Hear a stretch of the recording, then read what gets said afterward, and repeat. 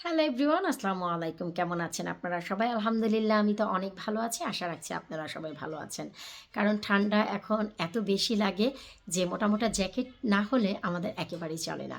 তো যাই হোক, আজ বিকেলে যেহেতু কনজারভেটরিতে আছি, আপনাদের সাথে একটি ভিডিও শেয়ার করতে যাচ্ছি। আর তা হচ্ছে, সারা সামার ভরে আপনারা কিন্তু আমার গার্ডেনের অনেক অসংখ্য ভিডিও দেখেছেন। এখন ঘরে একটি দুটি গাছ আমি নিয়ে এসেছি, সেই গাছের যত্ন তো অবশ্যই শেয়ার করব। তবে এই কন্যা সমাজে নতুন আরও একটি কন্যার আগমন হয়েছে। চলুন সেই কন্যাটি কে এবং কি আপনাদের সাথে একটু পরিচয় করিয়ে দিই। আর সেটি আর কিছুই না ভাই, যেহেতু গার্ডেন রিলেটেড জিনিস, গার্ডেনের কাজ করি, সো গার্ডেন বিষয়ক জিনিসই হবে। এটা নিশ্চয়ই আপনারা গেস করেছেন। লাস্ট উইক আমার ফ্রেন্ড বিথির বাসায় গিয়েছিলাম। তো যেহেতু ঠান্ডা চলে এসেছে, ও বলল যেহেতু তোর একটি কনজারভেটরি আছে, এই কালো মরিচটি অনেক বেশি ঝাল, মরিচ গাছটি ফেলে দিতে ভীষণ কষ্ট হচ্ছে। সো তুই নিয়ে যা, নিয়ে গেলে কনজারভেটরিতে রাখলে এও প্রাণ পেল, আর গাছটি যদি বেঁচে থাকে নেক্সট ইয়ার সামারেও তুই ইউজ করতে পারবি। সে কথা চিন্তা করে এই যে দেখুন, আমি গাছটি যেভাবে নিয়ে এসেছি একটি প্লাস্টিকের ব্যাগে, ওর গার্ডেন থেকে সরাসরি এই যে আমি টপটি বসিয়ে নিয়ে এসেছি। এই যে আমি দেখাচ্ছি, দেখুন। এখন আমি যেহেতু ঘরে রাখবো, আর ঘরে কিভাবে গাছ রাখি আপনারা কম বেশি সবাই জানেন। সো এখন হচ্ছে আমি সবার শুরুতে এই যে মাটিগুলো দেখতে পাচ্ছেন, এই মাটিগুলোতে যে আগাছাগুলো আছে এগুলো পরিষ্কার করব আপনাদের সাথে নিয়েই। আর হচ্ছে এই গাছের আরও বেশ কয়েকটি যত্নেরও প্রয়োজন। তা কী কী, চলুন আপনাদেরকে সাথে নিয়েই আমি শেয়ার করি। গাছটিও দিয়েছে বেশ কয়েকটি মরিচ সহ। আমি গতকালকে খেয়েছি এবং আজকেও খেয়েছি দুপুরবেলা ভাতের সাথে, ভীষণ ঝাল। আর এই যে নতুন নতুন অনেক ফুল আসছে, তাই ভাবলাম মরিচ গাছটি ফেলে না দিয়ে অন্যান্য গাছের সাথে এই গাছটিও যত্ন করি। কারণ আমার ঘরের ডাইনিং টেবিলে যদি এই লতিরাজ কচু জায়গা পায়, গার্ডেন পুরো ফাঁকা, গার্ডেনে কোনো গাছপালা নেই, আপনারা সবাই জানেন। লতিরাজ কচু জায়গা পেয়েছে, সাথে সাথে জায়গা পেয়েছে হচ্ছে আমার এই নাগামরিচ, যা অজস্র নাগামরিচ হচ্ছে, খাচ্ছি, ডিপ ফ্রিজ করছি, এই তো। আর ওই যে দেখুন সাইডে পুঁইশাক, এর বংশবৃদ্ধ হয়েছে এই ঘরে, আর ইনি থাকবেনও এই ঘরে। তাই ভাবলাম ভাই এই গাছটি আর কী দোষ করলো। তো চলুন আমরা শুরুতে এই যে নিচের যে ময়লা আছে, এই ময়লাগুলো আমরা সবার শুরুতে একটু ক্লিয়ার আউট করি। এই তো ভাই, লাবণীর হাতে এসেছে। গাছ ঘরেই থাক বা বাহিরেই থাক, এর যত্ন তো নিতেই হবে। সবার শুরুতে আমি যে পটটি খুব ভালো করে ক্লিন করেছি, নিচে একটি টেরাকোটা দিব পরে, তবে আপাতত প্লাস্টিকই থাক। মাটিতে কোনো প্রকারের অতিরিক্ত পানি দেওয়া যাবে না এই পর্যায়ে, কারণ ঠান্ডায় যেহেতু ঘরে আমরা গাছটি রাখবো, পানির দিকে কিন্তু অনেক নজর রাখতে হবে। আমি গাছের যে বড় বড় অধিক পাতাগুলো ছিল তা তুলে ফেলেছি, এবং হলুদ হলুদ পাতাগুলো ছিল সেগুলো তুলে ফেলেছি। আপনারা নিশ্চয়ই দেখতেই পাচ্ছেন, এই যে পাতাগুলো তুলে আমি প্লাস্টিক ব্যাগের সাইডে রেখেছি। এগুলো সব ক্লিন করব। তো আরও যে একটি মোস্ট ইম্পর্টেন্ট কাজ আপনাদের করতে হবে, এই যে গাছের পাতাগুলো কিন্তু হলদেটে লাগছে, কারণ অনেক দিন ঠান্ডায় বাইরে ছিল, গাছটি যে মরে যায়নি আলহামদুলিল্লাহ। তো এখন আমাদের যে কাজটি করতে হবে, এখানে নাইট্রোজেন বুস্ট করতে হবে। আর একেবারে ইনস্ট্যান্ট নাইট্রোজেন আপনারা পাবেন এই যে চা এবং কফিতে। এখানে আমি দুটি টি ব্যাগ ছিঁড়ে নিয়েছি, সাথে নিয়েছি হাফ টি স্পুন কফি। ভালো করে এখন এটাকে মিক্স করতে হবে ঠিক এভাবে। এরপর এই যে এখান থেকে নিয়ে আপনারা যে কাজটি করবেন, সরাসরি গাছের গোড়ায় ঠিক এইভাবেই করে ছিটিয়ে দিবেন। এই তো পুরো গাছের গোড়াতে আমি কিন্তু চা এবং কফি দুটি ছিটিয়ে দিয়েছি। এখন আমাদের পরবর্তী যে স্টেপ, আমাদের 15 দিনে একবার পানি দিতে হবে এই ঠান্ডায়, নয়তো গাছের গোড়াটি পচে গেলে এই গাছটি কিন্তু 2024 পর্যন্ত রাখতে পারবেন না।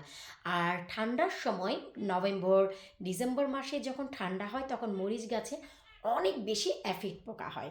তো সেই অ্যাফিড পোকার হাত থেকে কিভাবে গাছকে বাঁচাবেন, সেই একটি ভিডিও খুব শীঘ্রই আমি আপনাদের জন্য করব। কারণ এখনও পর্যন্ত ঘরের কোনো গাছে অ্যাফিড পোকা হয়নি। আর অ্যাফিড পোকার নামটি হয়তো বা আপনাদের কাছে আজকে একেবারেই নতুন। আমি বলছি সেই পোকাটি হচ্ছে একেবারে ছোট ছোট সবুজ রঙের বেগুন গাছে, মরিচ গাছে অধিক মাত্রার দেখা যায়। এমনকি ঠান্ডার সময় যদি আপনারা কোনো কচু গাছ ঘরে রাখেন সেই কচু গাছের ডগাগুলোতেও কিন্তু অ্যাফিড পোকা থাকবে। তো কচু গাছে আমি সেই পদ্ধতিটি অ্যাপ্লাই করতে পারবো না, এটি আমি অবশ্যই শেয়ার করব অ্যাফিড পোকার হাত থেকে বাঁচানোর জন্য আপনারা কিভাবে এই মরিচ গাছটিকে রক্ষা করবেন। তো এখনও যেহেতু হয়নি, আমি পরবর্তীতে এই ভিডিওটি নিয়ে আসবো, আর খুব শীঘ্রই নিয়ে আসবো। যেহেতু এই নতুন কন্যাটি আমার ঘরে জায়গা পেল, ভাবলাম এই ভিডিও আপনাদের সাথে শেয়ার করি।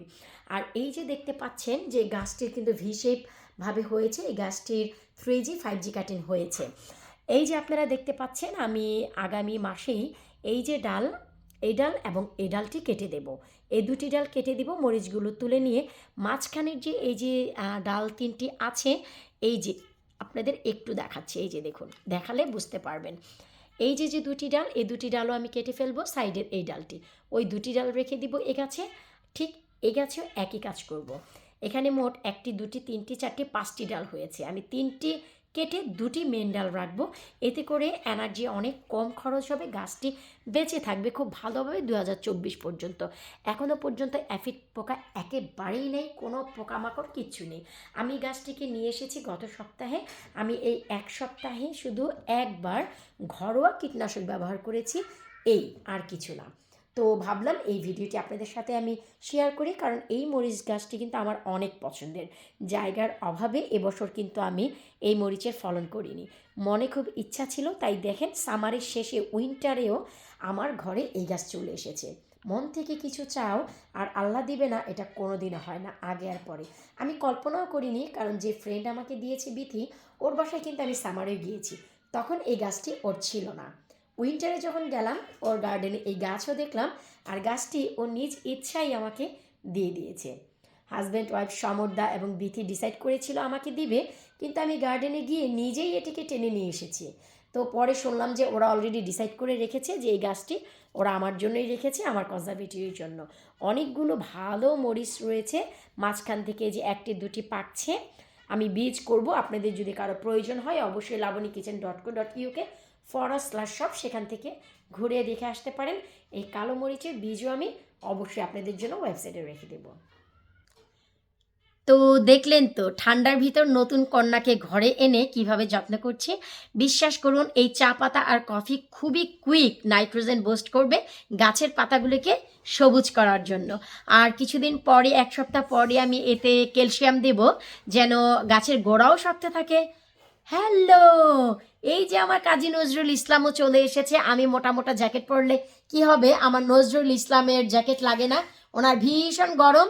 উনি এই নভেম্বর মাসের ঠান্ডাতেও উনি হচ্ছে ফ্যান ছেড়ে ঘুমাসে। এনার কথা আর কি বলবো রে ভাই, কাজী নজরুল ইসলাম বলে কথা। তুমি কি করছো?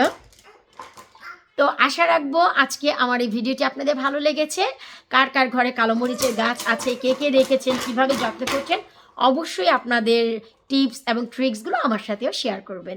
এতে করে আমার কাছে নতুন কিছু মনে হলে আমিও আপনাদের ট্রিক্সগুলো ফলো করব। বিদায় নিচ্ছি আজকের মতো, পরবর্তী ভিডিও দেখার আমন্ত্রণ জানিয়ে আল্লাহ হাফেজ।